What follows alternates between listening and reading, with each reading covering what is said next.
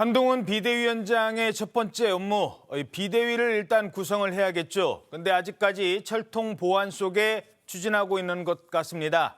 기자들도 모르겠대요. 조선일보 사면 기사입니다. 보이스톡으로 전화하고 보안에 최우선을 두고 있다고 합니다. 그러면서 마치 검찰 수사하듯이 지금 첫 업무를 처리하고 있다. 철통 보안이다. 정치권 인사는 아예 접촉도 최소화하고 있다. 이런 얘기를 보내고 있습니다. 한동훈 전 장관 검사 시절부터 업무상 보안을 최우선으로 해왔는데요. 일례로 개인 휴대전화 비밀번호도 24자리라고 합니다.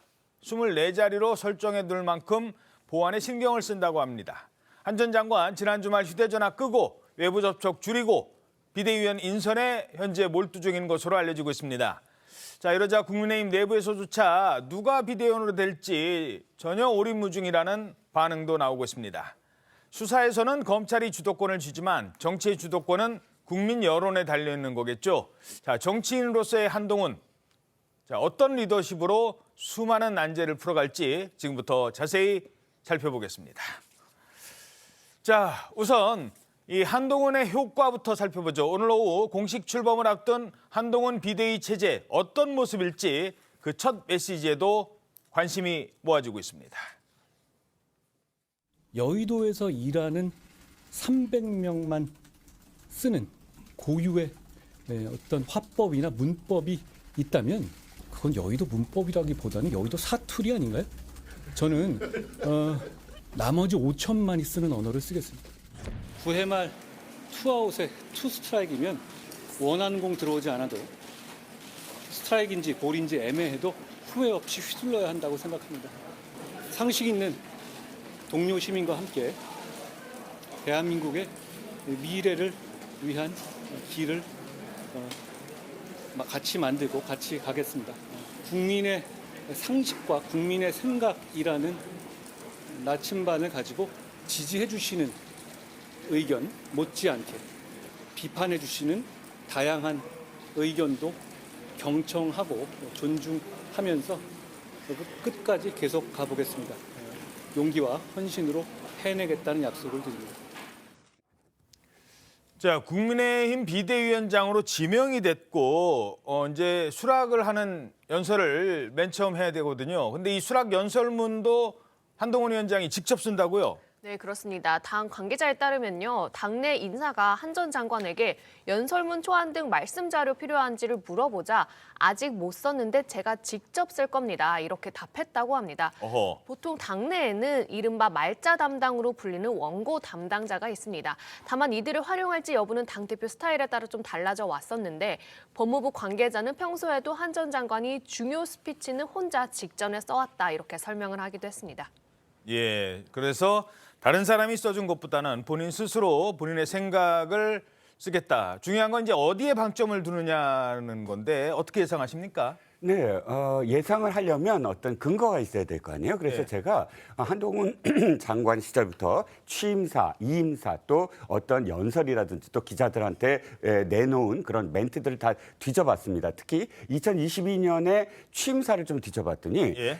함께, 더불어, 우리 이런 단어, 동료 이런 단어들이 제일 많았어요. 그렇군요. 역으로 제가 박범계 장관이나 혹은 추미애 장관의 취임사에서 함께 찾아봤더니 동료 이런 단어는 전혀 없었거든요. 어허. 그렇다면 저는 이번 그 오늘 할 그런 어떤 수락 멘트에서 가장 많이 들어가는 게 당 소속원들에 대한 어떤 메시지가 필요할 것 같아요. 왜냐하면 당의 당원들이나 이 당의 지지자들이 사실 이 당과 별로 관련이 없었던, 물론 현 집권 여당의 법무부 장관이긴 했어도 정치인은 아니지 않습니까? 그렇다면 어떤 생각을 갖고 있을까? 이 당에 대해서 또 소속원들에 대해서. 그랬을 때 취임사에서 나타난 걸 준용해 보면 나 혼자 독선적으로 하지 않고 다 뜻을 모아서 함께하겠다. 하겠다. 이런 어떤 내용이 담길 것 같고요. 두 번째는 이 멘트주 중에 가장 많이 담긴 얘기가 국민들의 상식, 정의 이런 말이 굉장히 많이 담겨 있거든요. 예. 그렇기 때문에 그 법무부 장관으로서 국민의 상식과 정의에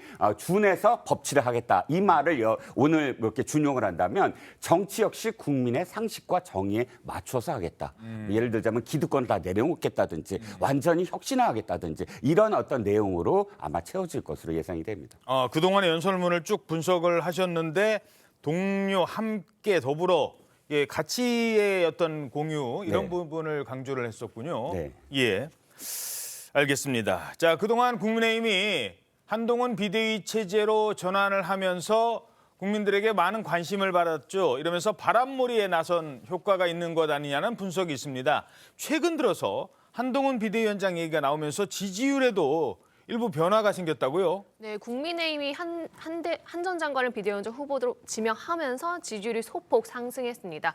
국민의힘 지지율은 지난주에 비해서 2.3포인트 상승하며 39%를 기록했습니다. 예. 반면 민주당 지지율은 소폭 하락한 41.6%로 지금 양당 간 지지율은 격차가 2%대로 오차 범위 안으로 줄었습니다. 지난 3월 조사 이후 가장 적은 격차인데 특히 여성, 2030 청년층, 서울 등 수도권에서 국민의힘 지지율이 상승을 이끌었습니다. 이번 조사가 어떻게 될까요? 한 전 장관이 비대위원장 된 이후 처음 이제 이루어진 조사거든요.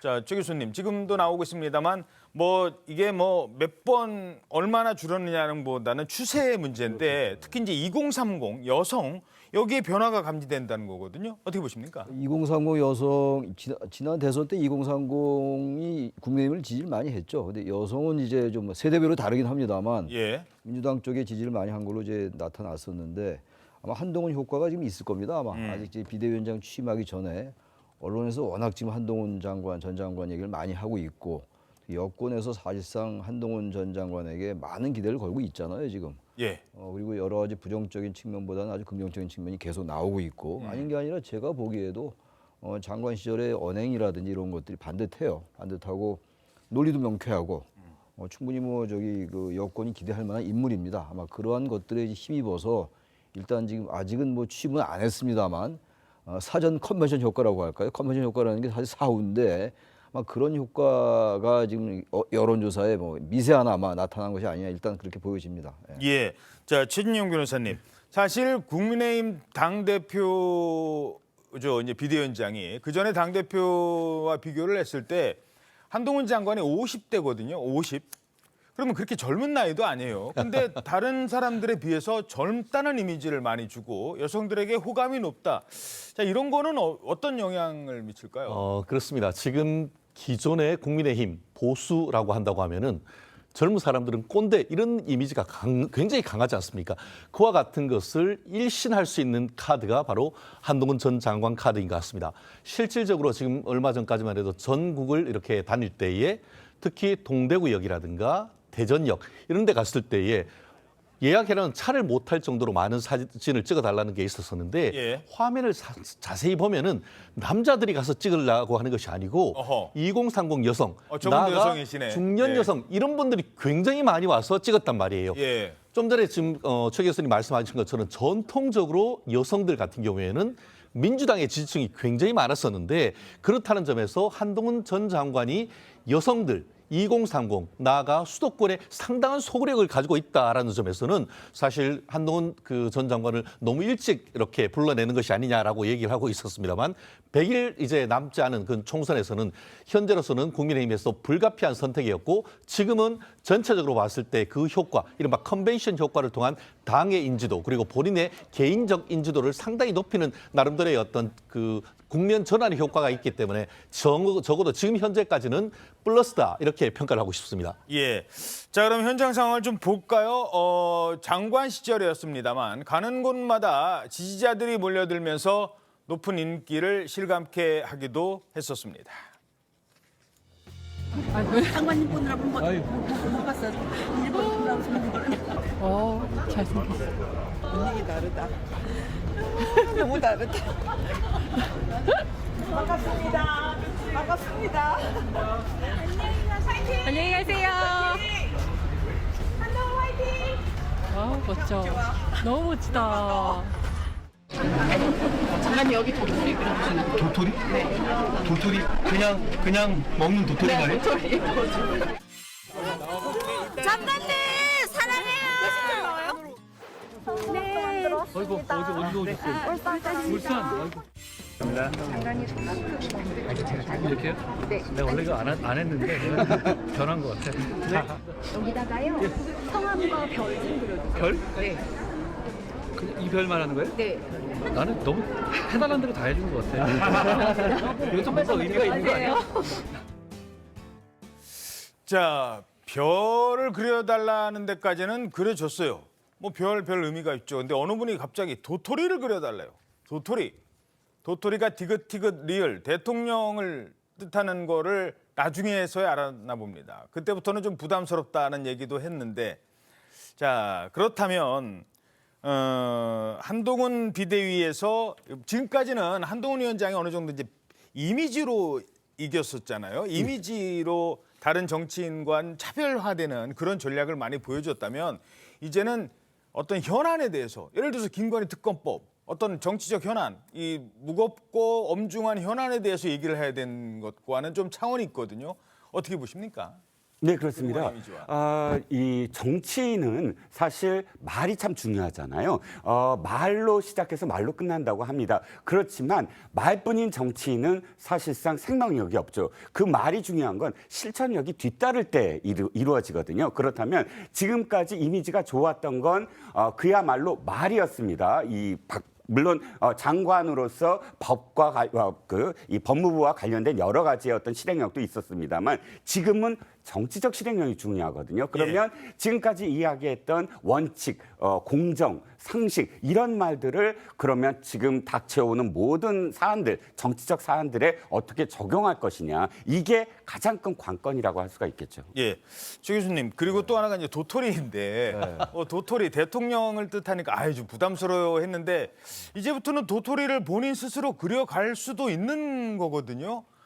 지금은 좀 부담스러워한다고 합니다만 앞으로 도토리를 좀 그려달라면 그려줄까요? 어떻게 보십니까? 안 그려줄 것 같아요. 아무리 현직 대통령이 있고 예. 그리고 임기가 지금 아직도 많이 남았어요. 그리고 사실 현재 지금 이제 시험대에 오른 겁니다. 장관으로서의 한동훈과 정치인으로서의 한동훈이 어떻게 다를지 아직 모르는 거 아니겠습니까? 그런 상황에서 도토리가 대통령의 어떤 그 이니셜이라는 걸 안 상황에서 그걸 그릴 수 있겠어요?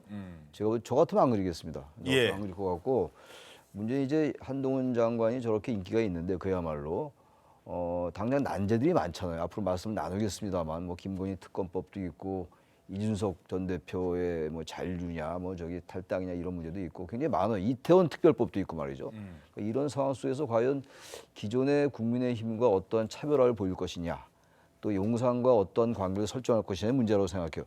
지금 아까 한동훈 전 장관 얘기가 여의도 사투리를 안 쓰고 5천만의 언어 쓰겠다는 거 아닙니까? 근데 그 5천만의 언어 쓰기가 쉽지가 않아요. 단순하게 수도층, 여성, 2030 인기 있는 건 좋은데 중도층들이 보기에는 어떤 특정한 이슈에서 과거의 여건과 다른 뭔가의 액션을 보여야 된다 이런 얘기예요. 그래서 일단 저는 그걸 보고 그때 판단해야 될 것 같다는 생각이 듭니다. 알겠습니다.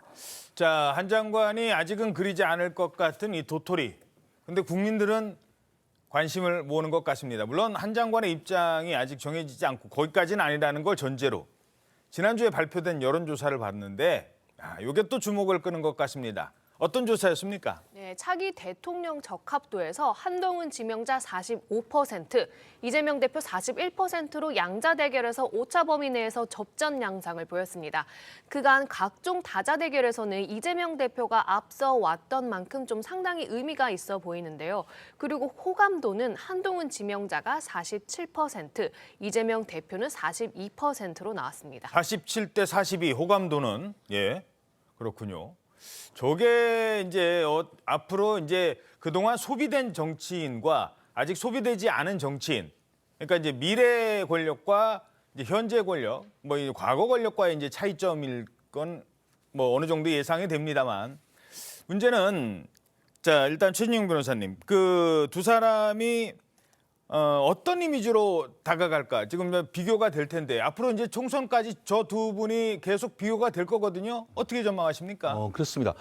지금으로서는 그 민주당의 그 이 대표가 물러날 가능성이 현저히 낮다라는 점에서 지금 현재에서는 어떻게 보면은 7, 8, 9세대, 이제 72년생 한동훈 아니겠습니까? 그렇지만 지금 이재명 대표는 386, 이제 86세대를 대표하는 지금 정치인이 된 그런 상태인 것이고 그 상황 속에서 한동훈은 검사, 그리고 또 국민의힘 같은 경우에는 이재명 대표를 검사 사칭했던 사람, 이런 식으로 해서 철저하게 세대나 그리고 또 어떤 법적 지위나 이런 부분이 굉장히 대비되는 인물로 갈 수밖에 없는 그런 상황 아니겠습니까? 그렇기 때문에 이에 대한 한마디로 우리가 경제는 세계 1위지만 이 정치는 사류라고 하지 않습니까? 이와 같은 그 정치를 오히려 인류로 만들어 달라라고 함에 있어가지고 세대를 교체하고 시대를 교체하는 그런 부분에 있어가지고 이 한동훈 장관에 대한 어떤 기대치가 상당히 높은 것 같은데 그러다 보니까 전체적인 여론의 흐름에 봤을 때 한동훈은 상승세를 계속 이어가는 반면에 이재명 그 대표 같은 경우에는 뭐 지난번에는 거의 대통령 될 뻔했지만 지금 사법 리스크가 지속적으로 되고 당내에서 여러 가지 문제가 있으면서 지속적인 하락세를 보인다는 점에서는 앞으로 과연 한동훈의 대항마로서 이 민주당 내에서도 어떤 리더십을 가지고 갈지에 대해서 고민하지 않을 수 없는 그런 상황이 된 것 같습니다. 어떻게 보십니까? 한동훈 대 이재명, 이재명 대 한동훈. 일단 이미지로서는 이재명 대표의 이미지가 사실상 정체돼 있고 또는 상당히 이미지의 통일성에 훼손이 갔어요. 왜냐하면 이재명이라는 정치인이 왜 지금까지 이렇게 그 여러 가지 어떤 스토리를 딛고 당대표까지 됐냐면 아주 명쾌했거든요. 어떤 사안에 대해서 직접적으로 모든 걸 직접적으로 이야기하고 그 이야기한 것을 계속 자신이 실천적으로 보이는 사이다 이미지였는데 예. 최근 들어서 한 1, 2개월 동안 그 이미지가 많이 훼손이 됐거든요. 이를테면 기자들이 계속 따라가서 아니 저 선거제도는 어떻게 하실 겁니까? 또는 뭐 병립병원 계속 고집하십니까? 이런 질문에 대해서 답변을 한 번도 하지 않아요. 또는 동문서답하거나. 그렇죠. 자신이 불리한 것에 대해서는 직접적으로 회피하는 모습을 계속 보여왔거든요. 또 뭐 친명과 관련된 여러 가지 어떤 질문들이라든지 이런 질문들을 회피할수록 지금까지 이재명 대표가 갖고 있었던 이미지의 통일성이 흐트러지고요. 상대적으로 한동훈 장관은 물론 이제부터 시작이지만 지금까지의 어떤 모습들은 자신의 어떤 생각을 일관성 있게 또 직발적으로 이야기하면서 손해를 보건 안 보건 이 사람한테는 중심적인 철학이 있구나 이렇게 여겨지거든요. 이게 지금 이재명 대표가 생각해야 될 지점, 왜 대비되는가에 대한 가장 큰 어떤 갭이라고 할 수가 있겠습니다. 예. 자, 일단은 한동훈 장관도 여의도에 입성을 하기 위해서는 이번 총선에서 뭐 출마를 하든 비례대표로 출마를 하든 지역구로 출마를 하든 어떤 거취가 있을 것 같은데 한동훈의 이 총선 거취 어떻게 전망하십니까? 전망이 어려울 것 같아요. 예. 당내 인사도 않죠. 당내 예. 인사도 아니고 그래서 여러 가지가 있을 텐데 이제 만약에 특정 지역에 출마를 하면은 일단 당선돼야 되니까 본인의 선거에 치중을 안 할 수가 없을 거 아니겠습니까? 그렇게 되면 이제 비대위원장으로서 전체 선거를 관리해야 되는 건데 물론 이제 선대위원장도 있고 공청관리위원장이 있다 하더라도 상당한 부담이 될 것 같아요. 그러면서 아마 이제 비례대표가 나오는 것 같은데 장관하다가 이제 당을 구하겠다고 온 사람이 처음부터 양지로 가는 것도 모양이 좋지 않다고요. 예. 물론 이럴 수 있어요. 과거에 김대중 대통령처럼 비례대표 후순위를 받아가지고 정당 대표를 최대한 끌어올리겠다는 그런 의지를 보이는 것도 하나의 방법일 수 있습니다만 오히려 그것보다는 좀 어려운 데 가서 이른바 험지에 출마해서 바람을 일으키면서 비대위원장을 하는 것도 하나의 방법일 텐데 여러 가지 그 장단점이 있을 겁니다. 좀 그래도 어쨌든 비례대표보다는 일단 정치에 뛰어들었으니까 게다가 대선 주자까지 나오는 거 아니겠어요. 그렇다면 처음부터 비례대표로 출마하는 건 저는 썩 그렇게 상책은 아닌 것 같아요. 비대위원장을 하면서도 출마를 해서 그 대신 좀 아주 험지 말고 어느 정도의 그래도 승리 가능성이 있으면서 아주 양진 아닌 것 이런 곳에 출마함으로써 이제 바람도 일으키고 수도권에 그 전에 이제 종로 얘기는 계속 꾸준히 나오긴 했었는데. 종로는 좀 부담스러울 것 같아요. 종로라는 지역이 워낙 이제 치열한 곳이기 때문에 게다가 야권 인사도 많이 당선됐던데요. 이낙연 전 총리도 거기서 국회의원 했고 정세균 전 총리도 그렇고 말이죠. 저는 그래서 어쨌든 수도권은 녹록치가 않아요 지금. 그렇죠. 아무튼간에 그래서 수도권에서 어쨌든 바람을 좀 일으켜야 됩니다. 한동안 바람을 일으키려면 저는 수도권에 출마하는 게 비례대표보다는 전략적으로 낫지 않을까라는 생각을 합니다만 잘 모르겠습니다. 예, 그래서 그전에는 사실상 한동훈 장관이 어떤 험지를 출마한다든가 뭔가 수도권에서 역할을 해주길 바랬다면 그거는 이제 비대위원장 이전의 상황이고 이제 비대위원장을 맡은 만큼 당 전체를 아우러야 되는데 사실 어느 지역구 한 곳에 그냥 묶여 있다 이른바 이것도 쉽지 않은 상황인 것 같습니다. 그래서 그러면 대선 붙지 말고 그냥 이재명 대표랑 지역에서 한번 붙어보면 어떨까라는 생각하는 분들도 있을 것 같아요. 근데 이재명 대표한테는 먼저 도전장을 건넨 사람이 있었죠. 바로 원희룡 전 장관입니다. 원희룡 전 장관 당 간판 벌고 한번 붙어봅시다. 지난번에 막 얘기했었잖아요. 근데 그 뒤로 반응이 없어요. 이런 반응을 보이고 있습니다. 제가 전적인 책임을 집니다. 저의 정치 생명과 장관직을 걸었지 않습니까? 민주당은 민주당 간판을 거십시오. 자, 이재명 대표 민주당 간판 걸고 붙읍시다. 현 정부에 참여하시는 분들은 도박을 좋아하는 것 같습니다. 뭘 자꾸 도박을 합니까? 자, 왜 자꾸 도박을 합니까? 뭘 걸자고 그래요. 뭐 이렇게 얘기를 하고 그냥 끝냈어요. 거기에 대해서 그럼 한번 같이 한번 붙어볼까요? 이런 얘기를 안 했거든요. 도전장은 던졌는데 원희룡 장관의 도전장을 받을지 말지는 아직 얘기를 안 하고 있거든요. 어떻게 보십니까?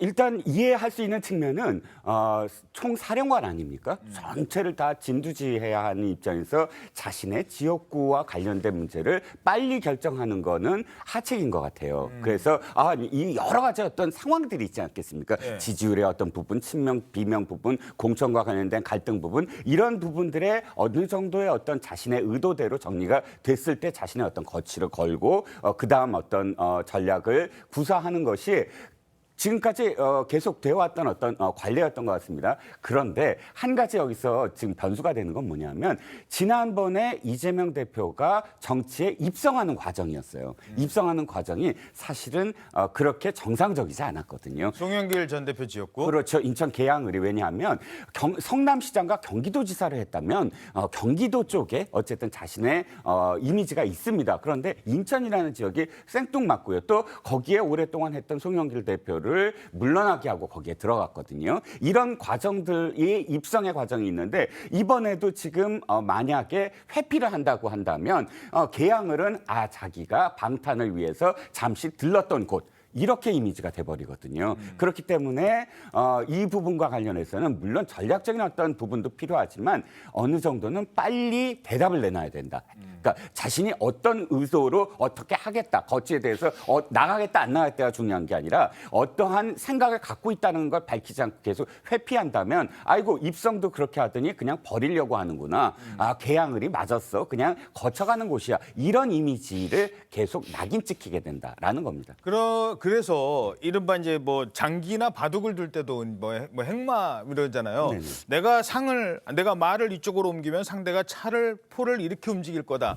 그러니까 먼저 어느 위치에 가서 땅 하고 자리를 잡아버리면 이재명 대표도 지금 원희룡 장관 와서 한번 붙어봅시다 하는 것처럼 한동훈 장관도 마찬가지라는 거죠. 한동훈 장관도 예를 들어서 내가 어디 출마하겠다 그러면 민주당에서 가만히 있겠습니까? 이제 그런 점들은 당에서 충분히 그렇죠. 고려가 될 것이다. 그렇죠. 당연하죠. 한동훈 장관도 똑같을 겁니다. 지금 미리 내가 비례로 간다, 어디를 아니면 내가 어디 간다라는 것 자체가 사실상 이 당의 어떤 전략과 일치되거든요. 그렇죠. 그렇기 때문에 입성 자체는 아마 한동훈 장관도 어떻게 하겠다라는 건 좀 나중에 상황들을 본 다음에 1월 이후에 아마 결정이 되지 않을까 싶습니다. 하여튼 이제 국민의힘에 계시니까 그래도 영남이나 이런 쪽 지역보다는 수도권 그것도 이제 어려운 강북 이런 얘기들 많이 하는데 지금 지역에서 이렇게 지역 민심을 많이 듣고 계십니다만 수도권 출마설에 대해서는 어떻게 보십니까?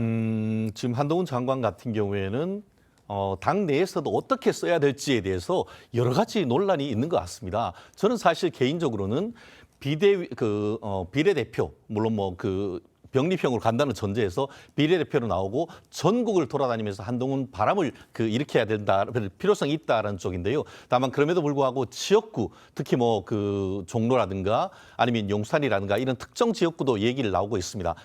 그 내용 자체도 이제 한동훈 지명자가 본인이 어떻게 희생을 하고 본인이 얼마의 어떤 그 쓰임새가 있을지에 대해서 따라서 있어야 되겠습니다만 저는 개인적으로 마치 지난번 그 몇 년 전이었습니까? 그때 그 황교안 그 전 대표가 종로에 나왔다가 본인도 낙선하고 전체 총선에서의 어떤 역할도 제대로 하지 못했던 그런 어떤 전례가 있다 보니까 어려운 험지로 간다라는 것은 어떻게 보면 민주당 프레임이 있을 수 있다. 오히려 한동훈 장관이 정말 본인의 역량을 100%, 200% 발휘할 수 있는 그 전략이 무엇인지를 고민해서 최종적으로 결정하면 된다. 그렇게 봅니다. 예.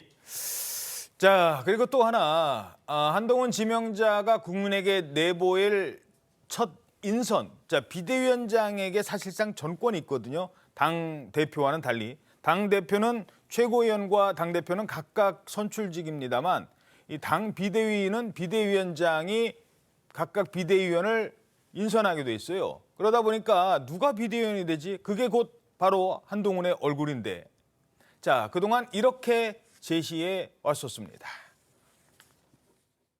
같이 하실 위원 인선 기준이 있는지. 비상대책위원장이잖아요.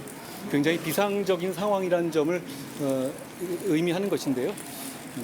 국민을 위해서 열정적으로 헌신할 수 있는 실력 있는 분을 모시는 것이 중요하다고 생각합니다. 특별히 어떤 분과 접촉하고 있지는 않습니다. 자, 이쯤 되면 오늘 아침 조간에는요. 누구 적어도 한 서너 명은 맞춰야 되거든요. 근데 안 나와요. 왜냐? 뭐 국민의힘 그 지도부라고 할까요? 어떤 관계자들도 전혀 모른대요. 그리고 막 전화를 합니다. 기자들이.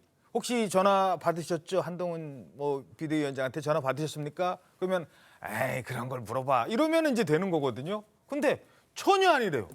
이러면서 지금 드러난 사람이 없어요. 왜 그런가 봤더니 지금 한동훈 장관의 업무 스타일하고도 연관이 있어요. 네, 한동훈 장관은 아시다시피 지금 20년간 특수부 검사를 해온 만큼 원래 업무상 보안을 철저히 중시하는 사람이라고 합니다. 민감한 사안에 대해서는 휴대전화 녹음이 되지 않는 메신저를 통해서 통화를 하고 텔레그램보다 더 보안성이 높은 시그널이라는 메신저를 사용한다고 하고요. 아까 앵커님께서 말씀하셨듯이 비밀번호 24자리 설정해 두는 만큼 보안 제일주의를 고수하는데 이번 주말 사이 아예 휴대전화를 끄고 정치권과의 접촉을 최소화하고 있어서 지금 비대위원 인선이 오리무중인 상황입니다. 게다가 지금 국민의힘 의원들과도 개인적인 친분이 별로 없어서 국민의힘 의원들도 우리도 모르겠다. 한 장관에게 따로 연락받은 게 없다. 지금 이런 입장들인 것으로 전해졌습니다. 그렇군요. 자, 그래서 이제 기자들이 지금부터는 그냥 예상입니다. 그 상대방한테 지금 거론되는 분한테 확인되는 건 아니에요. 몇 분이 지금 거론은 되고 있습니다. 기자들 추측으로. 지난 10월에 한동훈 지명자와 국회에서 대면했던 그 당시 대정부 질문에 아주 모범으로 꼽혔던 이 의원도 거론되고 있습니다. 먼저 법무부 장관님 발언대로 나와 주실 수 있을까요? 김 의원님, 한동훈 법무부 장관 나와 있습니다. 네, 장관님 알려주셔서 감사합니다. 이 장애인 분들의 입장을 저희가 100% 공감하고 이해한다 그러면 거짓말일 것 같습니다. 김 의원님 같은 분께서 저희한테 좀 많이 가르쳐 주셨으면 저희는 선의를 가지고 최선을 다하겠다는 약속을 먼저 드립니다. 자, 김예지 의원은 근데 인요한 혁신위에서도 지금 역할을 했었던 만큼 어떤 결정이 날지는 또 모르겠습니다. 어찌됐든 자, 그리고 일단 설명은 드리죠. 또 거론되는 기자들 사이에서 거론되는 인물들 누굽니까? 일단 전문가 여성들을 좀 등용해서 외연을 확장할 것으로 보이는데요. 처음에 이제 거론됐던 분이 이수정 경기대 범죄심리학과 교수였는데 이 교수는 사실 오늘 아침에 SBS 라디오에 출연해서 한동훈 전 법무부 장관으로부터 비상대책위원 영입 제안을 받은 적도 없고 제안이 오더라도 응할 생각이 없다 이렇게 좀 선을 그었습니다. 수원 출마하실 생각이십니까? 네, 그리고 총선에 이제 집중을 하겠다 이렇게 강조를 해서 사실상 비대위에 참여를 안 할 것으로 보이고요. 자, 이수정 교수님 지금 뭐 화면에 나오고 있습니다만 일단 본인은 영입을 했고 수원 지역에 출마를 생각하고 영입이 됐기 때문에 지금 뭐 비대위원 생각은 전혀 없다. 일단 격리가 됐어요. 네, 총선에 집중을 하겠다고 했고 앞서 보셨듯이 정치권에서 이제 시각장애인 피아니스트인 김예지 최고위원 그리고 한 전 장관과 좀 친하다고 알려진 시대전환 대표 조정훈 의원의 비대위원 합류 가능성 등이 거론되고 있습니다.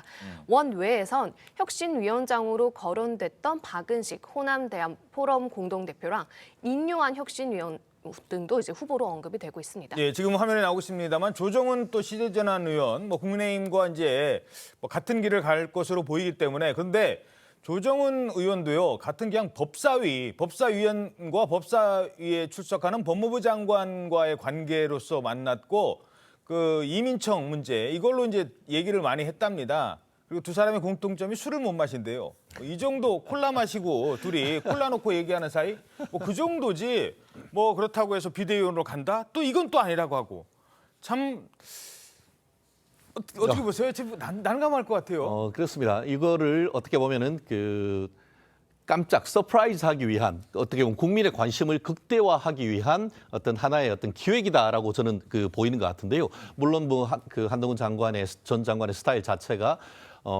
보안이나 이런 것들을 높일 수 있습니다만 누굴까? 이런 의문은 계속 높아지는 건 아니겠습니까? 그렇다는 점에서 비대위에 대한 주목도를 높인다는 점에서는 상당히 또 효과적인 전략이라고 봅니다. 그리고 지금 좀 전에 하마평에 나왔던 사진들 같은 경우에 공통점이 있습니다. 최소한 70년대생 이상입니다.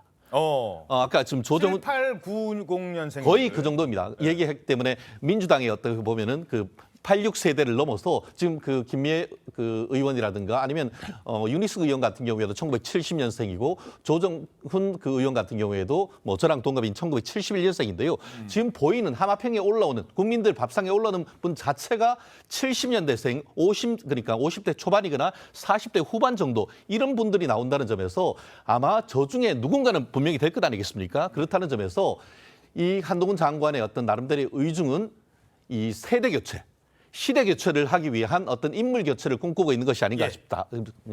예, 어떻게 보십니까?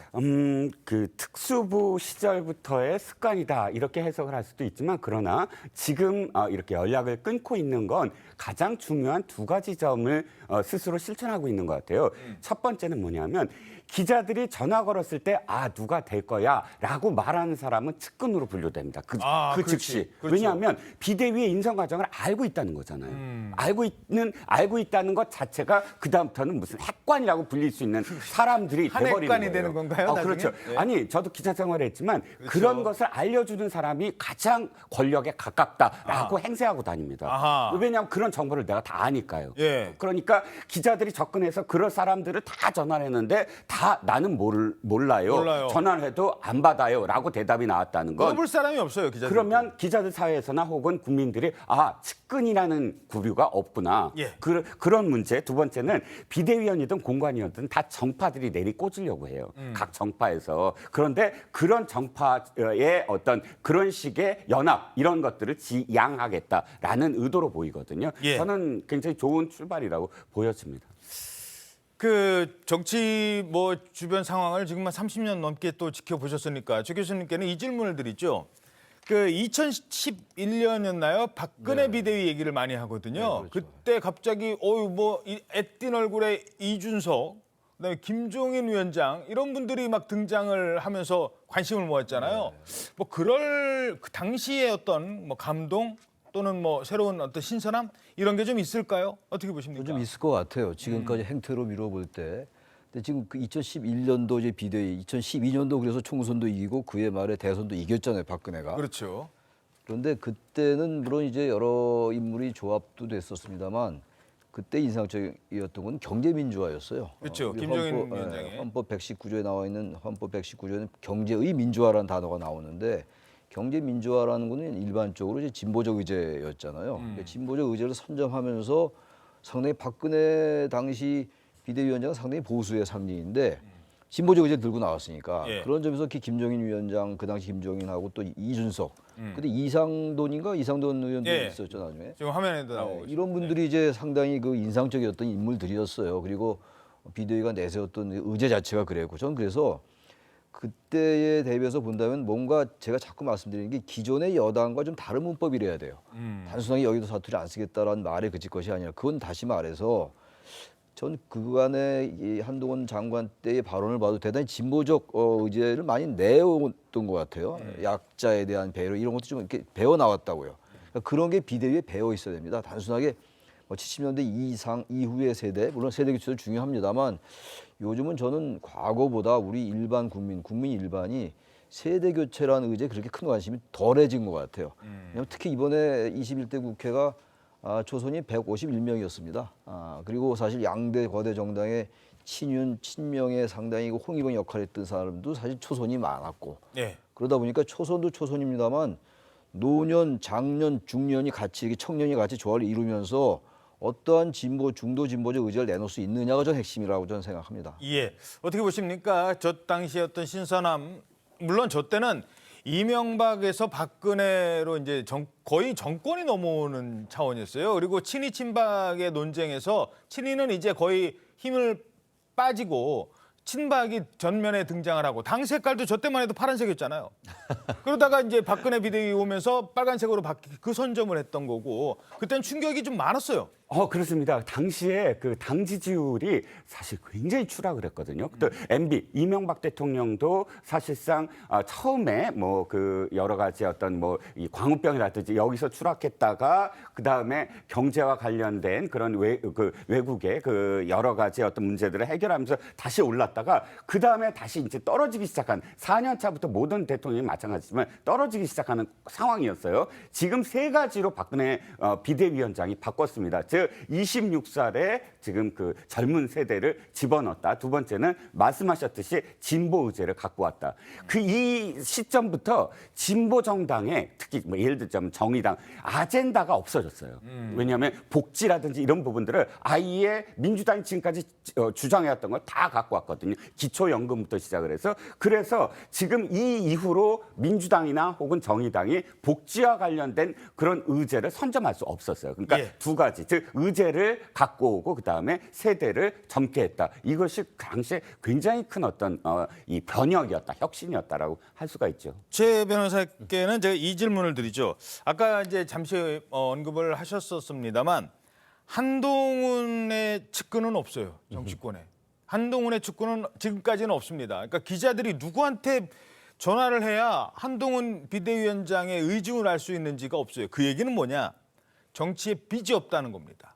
비대위원장 지금 국민의힘에 있는 어느 누가 뭐 추천해서 누가 끌어줘서 온 사람 아니에요. 한동훈의 특징이 그런 점이 가장 특징이고 빚이 없어요.